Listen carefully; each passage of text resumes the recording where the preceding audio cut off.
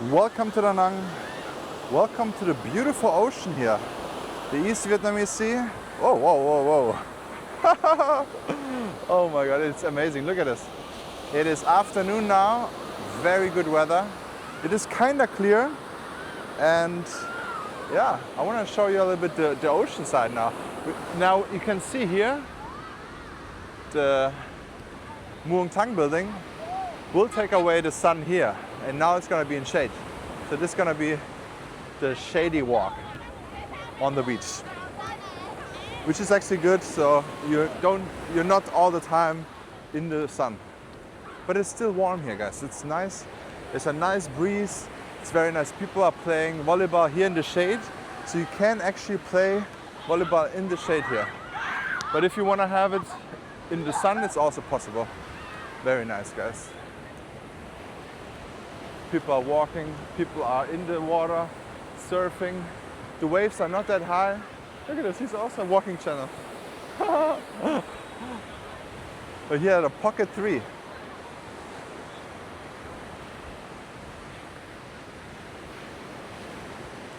It's beautiful.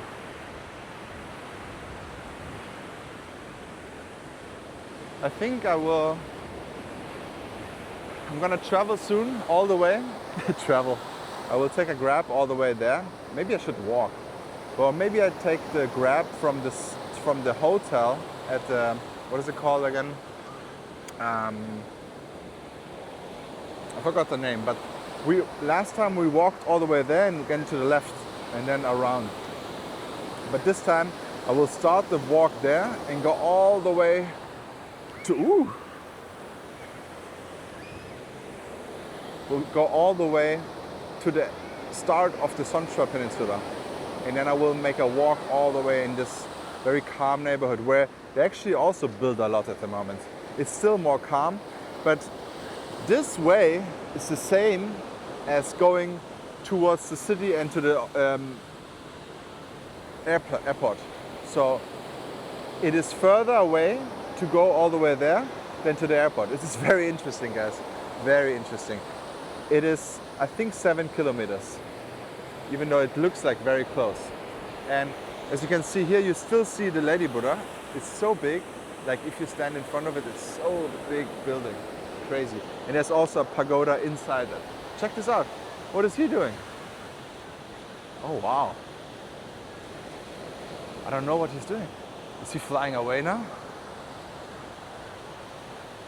Maybe he's just checking on.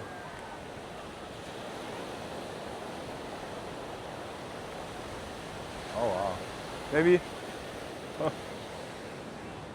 Maybe he's gonna fly around from here down. It's also possible. I'm not sure if they open it again. And I don't know if it's called paragliding or parasailing. Wow, the beach looks packed today. Wow. I mean, it's kind of normal in the summer when it's very busy that is that packed. But wow, it's a lot today.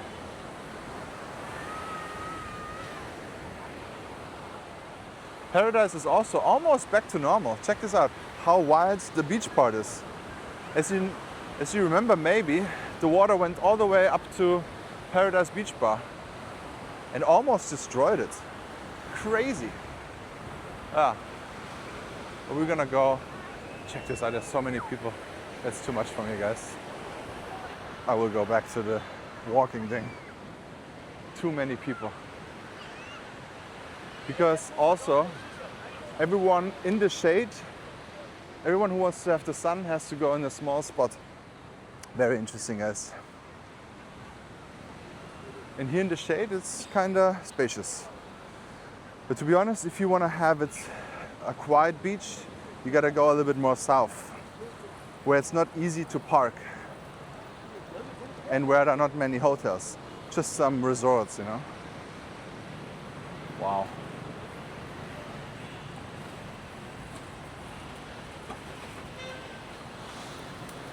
I feel like this is the busiest January I've experienced.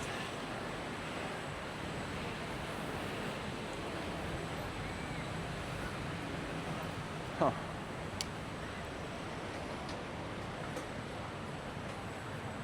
This is very busy, guys. So I think it's official. There's no low season anymore in Da Nang. Of course, the high season will be always more because then local and domestic tourism will ramp up, and especially in the summertime or right at the time of the International Fireworks Festival. That's usually when it peaks. Hotel rooms will be completely full, and $7 rooms will be $140. It's going to be very interesting, guys. So during the International Fireworks Festival, you gotta be very cautious with the hotels.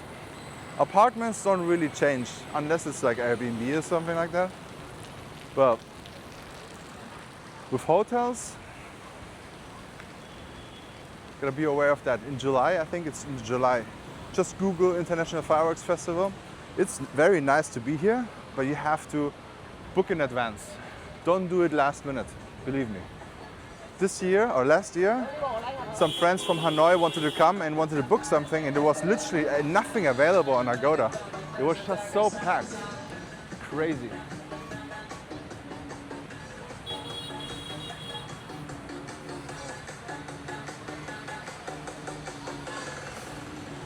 The Wiener house is blasting. Oh man. Cute dogs on the beach.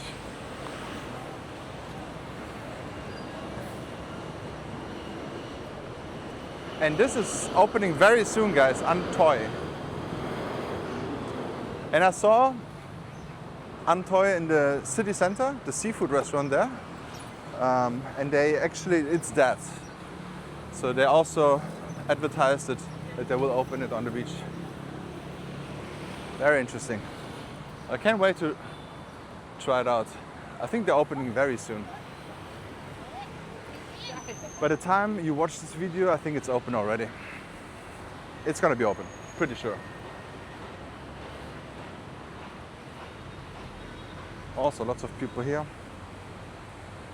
Check out this beach here. This is also a part where you can go in the water over there. Sometimes it's a little bit unclear where you can go and where not.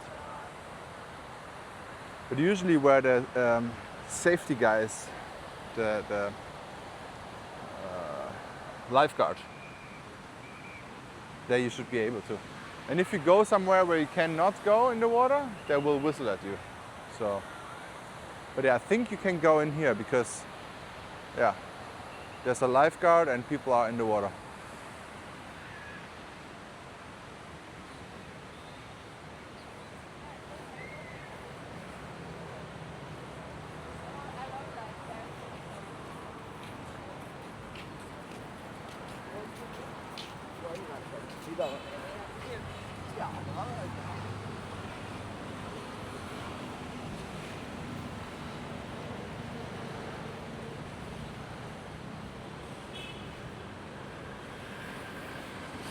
Fascinating. Hey, how are you? I was fine. He's the biggest YouTuber in Da Nang. No, I'm not. I'm filming right now, yeah. Like I was. Oh, you're from Sweden? Yes. Awesome. I met a lot of Swedish families here 2 weeks ago also. Okay. Awesome, okay. Hey, have a good trip, okay? Have a good day, bye-bye. I love my Swedish people. I don't know what. The last time I talked with the Swedish family, they told me I don't know who it said. Someone said it. I went viral in Sweden, and I don't understand what that means. I went viral in Sweden. Really don't understand. Maybe a Swedish TikToker reacted maybe on a video or something. I'm not sure. Whatever. Välkommen bror. My Swedish brothers and sisters. I'm almost one of you guys. I actually have a Swedish tax number. And hypothetically I could apply for a Swedish citizenship because I have it a long time, but yeah. Sweden was nice, but I don't think I would want to live there because of the weather. But the summer in Sweden is beautiful. I love it. Gothenburg in the summer.